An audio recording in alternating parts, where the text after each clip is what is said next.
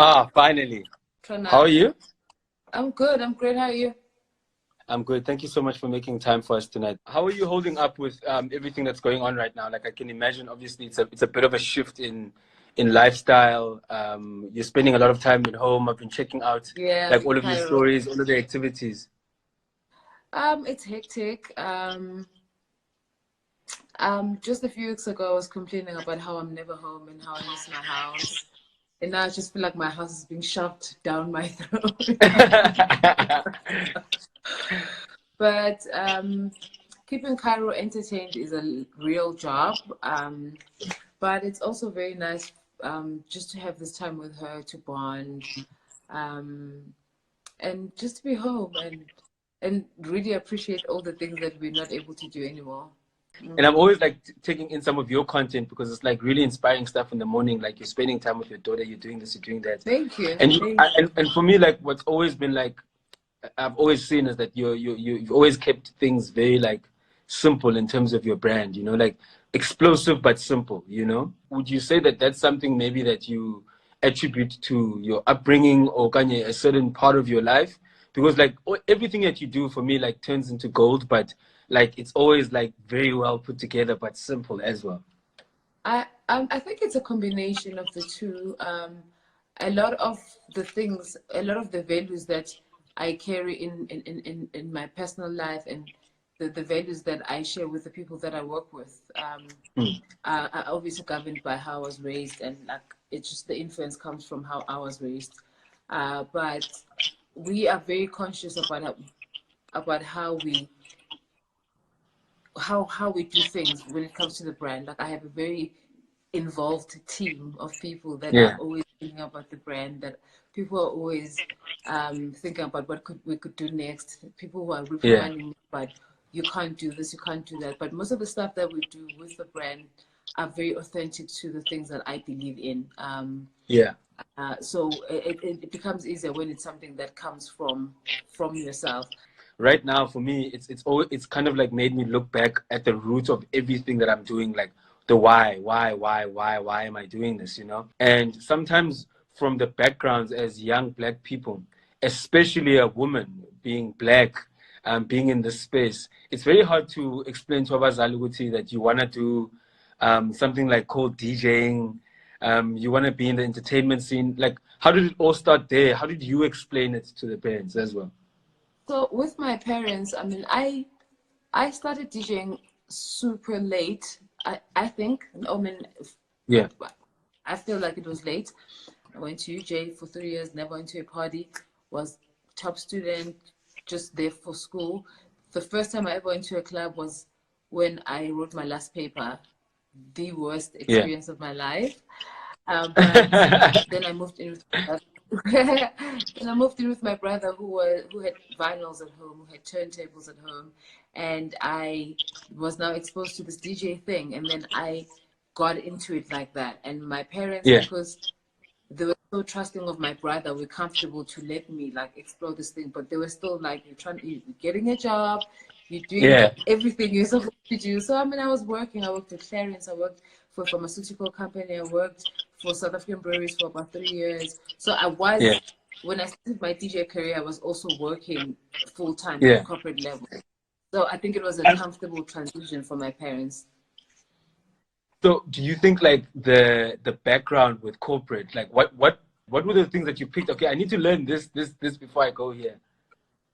I think a lot of the stuff that I've been able to use with my career as a DJ, I learned at specifically I'd say at SAB. Yeah. A lot of the branding and marketing stuff, because I studied marketing and branding at UJ, but the space that allowed me like properly to be in marketing and branding was SAB, and I Yeah. learned so much, and I left it basically all of it from like events to brand activations to brand plans to, I mean, I left with all the information that I needed, and I think that is what actually gave me the edge. Like at some point, I was able to balance being a club DJ and actually having a brand that people can, Yeah. can relate with. When you started the DJ Academy as well, it kind of felt to me like there was a strategy behind this. Like there's an elaborate strategy behind this, but Of course, also yeah. what I also noticed about it is that you surrounded yourself with the right people in order to get that project done. You know, how is it important for you to assemble those people? And this is what I tell people who join my team all the time, that if you don't share the same values that we have, you're just not gonna be able to understand what we're trying to do here. I work for a team that all of us, when we come to work, we put our children's names forward and say, okay, this is the strategy I came up with because I feel like this is a strategy that's gonna pay for Kara's fees. If we question each other in the boardroom, we say, is this the plan? Is this the plan that's gonna build your house? Is this the idea that's gonna get you the car that you want? So I work for a team that is not just there to manifest my vision, but they're also there for themselves, for their own vision. So for you to be part of my team, you have to have your own vision, number one. Like you need to be coming to, like I went to SAP to get something that would help me in the future. They need to be coming to my space to fetch something that they can use somewhere else. So I don't surround myself with people who are, I don't know, like I'm lucky. I always find people who are inspired, people inspiring, people who are doing great things, like my friends. Look at my friends, Pearl Tusi and Muzi. Like I'm suffering. They're doing like, amazing. Yeah. So just having the right type of people around me has always been something that I'm thinking about all the time. Like it's in my mind. There's this person, and it's just easy because I'm comfortable with myself and I know myself. So when I meet people, I know where and how they fit in my life. We're talking about like things that are genuine, you know, like the other thing that for me is always fascinating, and you could literally, like, if you were one of those people, every day was chile like about your achievements and all the amazing things that you've been doing, you know. Actually, And maybe I sometimes, should start. yeah, because it's one of the things, like you know, like I completely understand it, because I think sometimes when you do something, you're not doing it because you want like the praise or you want everyone to be shouting your name. You're doing it because you definitely want to move the culture and how things are done. You've signed a couple of deals with brands and stuff that I don't think that are celebrated enough, you know. I stand to be corrected by it. Even the deals that you've done for your watch brand, you know, those are like groundbreaking things. Like those are a first for a South African black woman as well to do. Yeah. Two questions out of that, right? Let's talk about that. How did that come about first and foremost? And then the second part of the question, which I'll remind you of later as well, is that what is the sort of, like, what kind of pressure does that come with though? Because you're shifting the needle. Like you're making us all rethink. Okay, usually we've been, I just want some space at the brand, but when you're doing deals with the brands. Let me tell you a funny story. I went to a brand event recently and they said, oh, we should totally collaborate with Era by DJ Zinhle. And in my head I said, no, we are definitely coming for you. Okay, we are not trying to collaborate with you. Exactly. But I mean, we started Era by DJ Zinhle 7 years ago. I remember the first time we got stock. It was a disaster. I couldn't get to my kitchen because there was so much stock in my house. Like I had ordered so much of the stuff, and I think 50% of it was faulty, or there was some fault with the product. And I was just like, how am I gonna sort this stuff out? And I had friends who were amazing, who helped me with the stuff, helped me set up the systems. And because I was starting out and I didn't have a big team like I do now, I had to figure out all these things out myself, which is great because I was stuck in a position where I'm just like, okay, how am I going to move this product? Okay, I don't have retail space. I want to create a product. I'm not trying to go to retail right now and say, can you have my products in your store? It's not going to work. But I need to build a case study so that these retailers can come to me and say, we would like to get your product in our store. Are you interested? I think for me, like the more young black women know that other black women can do that, the more they go, oh shucks, I can actually do it. You know? But like as I was saying with the second part of my question is, what kind of pressure does it create for you? Yeah, when like, oh shucks. Okay, you know what? I think the pressure, I don't necessarily feel pressure. I feel like people have been very kind in just acknowledging my achievements and making me just feel comfortable about where I am and how much stuff I've been able to achieve. So I don't, the only pressure that I have is just from the stuff that I've, like the goals that I've set for myself, the things that I want to achieve, the things that I want to see my team achieve.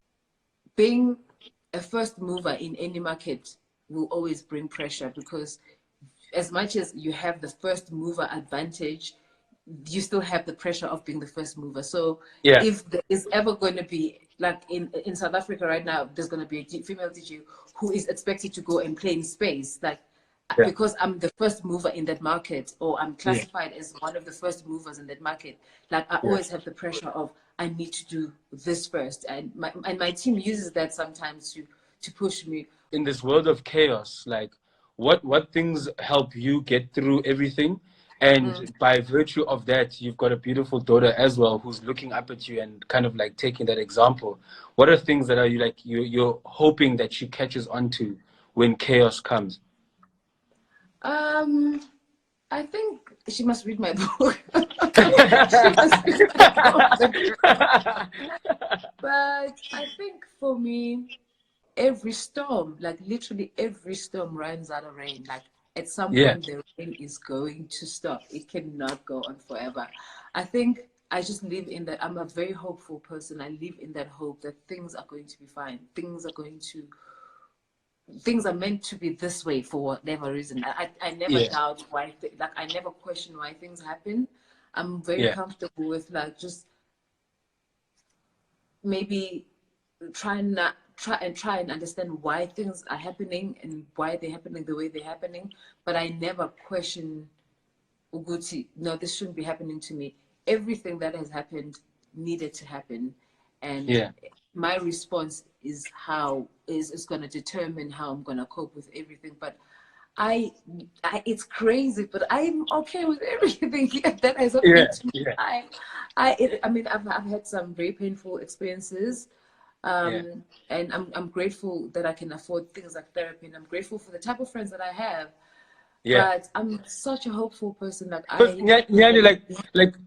everything aside, like or even me personally, like I'm just like watching sometimes. I'm like, this time, yo, this time. No. And The other day, what did I see?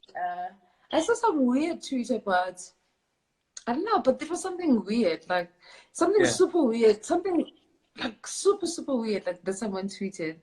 And Nomuzi and I had just finished training, and I was like on the floor laughing because I was training the day. I don't know who was tweeting, but I was on the floor laughing at this tweets. And Nomuzi said, "Fred, if they could only see you laughing at these things like this, they'll never believe." Like, I'm just like, for me, I believe people who believe in me. I believe people whom I believe people believe in me.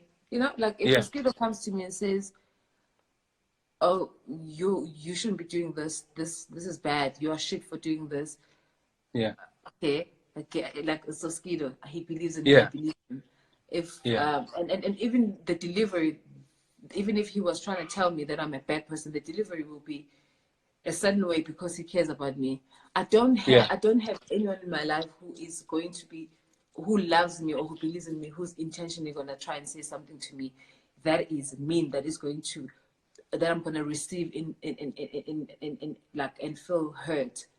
I don't believe these people. Like I don't believe you. Like I don't believe you. And the crazy thing is, it always comes from social media. I'm very interested to find like, especially like for me, young teen social media. Like I don't even want to lie. Like, and I don't even have like 5% of your followers, you know. Well, And just I can imagine the amount of traffic and the amount of things that you're taking in, and like, what are your thoughts about social media, and like how do you manage all of that traffic? Not everything is going to be received in a positive manner. Like I could be the most iconic, the saint of all time, There are people who Yeah. don't agree with me, or the people who will agree with me. So, but Yeah. whatever you put out there, that's exactly what you're gonna get. Like if you put it Yeah. out fire, you're gonna get fire back. Like so, I feel like sometimes we act like all these things that are happening to us on social media are just a surprise. We don't know where it came Yeah. from. Like, come on. Luckily, because of the work with the SABC, we like kind of fall under essential services, so it means that we can move around as well. So Wow. today was the first time that I actually got to go into the hood, because there's a project that we're working on right now that we're trying to like donate food into township spaces as well. So we're trying to like see what the landscape is like and so forth, you know. But it's like business as usual in the hood right now. Like, so I can tell what you are this, like a but couple of it's things? Like, I don't even want to say not. like 3 or 5 or 10. Like a couple of things like you would say, look, yo, try and add this to your routine, so that at least when you come out of this 21 days, you can feel like you went forward. I, in a weird way, in a spiritual, like weird Yeah. way, I do feel like this happened for a reason. And if we're able to, if for any reason you are able to like use this time to just Yeah. work on yourself, like use this time to do that. If you want to use this time to work on a relationship that you didn't, we're not giving time to. And sometimes we say it's as simple as staying home, but staying Yeah. home for some people is not as simple as me having a home like this. Some people don't Yeah. have an income anymore. So we will help wherever we can, but just also be sensitive at a time like this. I want to take some questions. Some of the guys Oh, dropped questions under the comments. Here's the first one. It says, "How did you know your career path when you choose to follow it? I'm 20 and I'm scared to take on the wrong career." oof, this is the thing. I feel very lucky to have even been like able to be a DJ. Like I feel like it's not something that I planned. It just drew me in. Yeah. I like I said, I came to Joburg. I studied at UJ for 3 years. I graduated. I went to corporate, and then I started DJing. And Yeah. DJing just was a thing that I was doing on the side as a hobby because work was stressful. So I think Yeah. also when you're 20, the pressure of like selecting the one thing that is going to take you to forever is not Yeah. necessary. You know what I mean? Like, Yeah. you can try things out, you can fail, you can tweak, you'll do something and you realize, I actually don't even like being a DJ. Maybe I like sound engineering. I like the sound of it. But Yeah. you have to try these things to be able to find out what it is that you like. So at 20, I feel like you have a lot of time to experiment, but obviously do the things that you love, and then you'll fine tune all the other stuff. You'll eventually get to the stuff that you want to do. But don't put yourself under too much pressure. Or now I must, like no. I got you. The next question is from Umngai Vuyo, right? He says, what must I do if I need to take my music to the next level? I'm not sure what the next level is, because Vuyo could be at any level. No one wants to assume that maybe Vuyo is starting out. Vuyo could have songs on radio or whatever, but the important thing for me about whether you're starting a career is you must always have the support of where you are, where you come from. Start putting in this work that is needed for people just around Randburg, around Crest, Gucci. This DJ, like this DJ, he's doing. I mean, at some point in our lives, we were all listening to DJ Ken's mixes.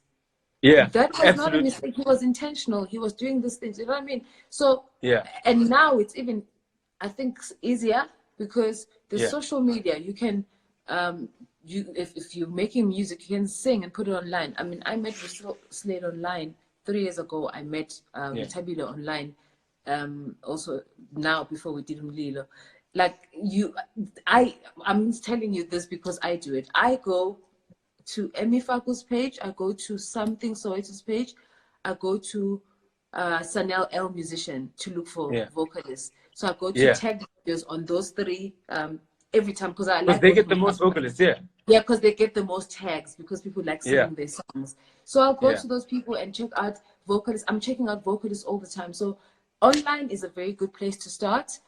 Set up a YouTube channel, set up like whatever you need to set up, inform yourself, like whatever the next level requires, you need to be learning about those things so that you can implement them. This question says, what sort of financial decisions have you made in your career thus far that have ensured that your brand stays sustainable long term? I invest my money in my team. I invest my money in my companies. I invest my money in buying properties. I just bought another property now. I invest my money in things that I know will benefit my child or my team in the future. So I think saving was the first best decision I ever made. I'm excited about what we're gonna, do in the next few months. As soon as we get out of this quarantine life, and the sooner we all listen to what we're supposed to be doing, the sooner we can get out of it.